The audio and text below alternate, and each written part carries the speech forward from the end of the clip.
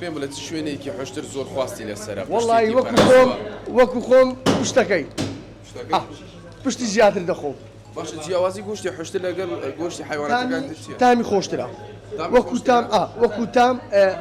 تامی خۆشترە سوکترە لە گۆشتی گۆل چوها گۆلێک بەسەرعەت بڕە قورسە هەر حشتێک چەند کیلۆ گۆشتی تێدا هەر حشتێک چەند کیلۆ گۆشت تێدایە ئەگەر 900 کیلۆ بیتن 500 کیلۆ گۆشت دەدا 550 500 ئەگەر باسێکی بۆ بکەی هەر لەسەر ئەو گۆشتانش بزانم ئەو ڕێژەی چاوریان چەندە ئەو بەزا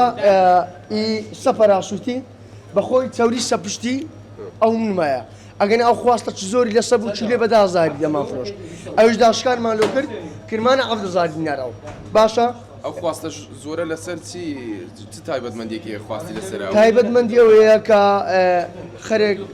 دەزانی چ دەخوات شتێکی باشە خراپ نییە گۆشتە چ سووکە بەپێی قەبارەی حشتر بێتن و گەورەی یان دەبێ ماوەیەکی زۆریش بووێ بۆ کوڵان ئێوە چ زانیاریتان هەیە وەکو کوران 2 سەعات و نیو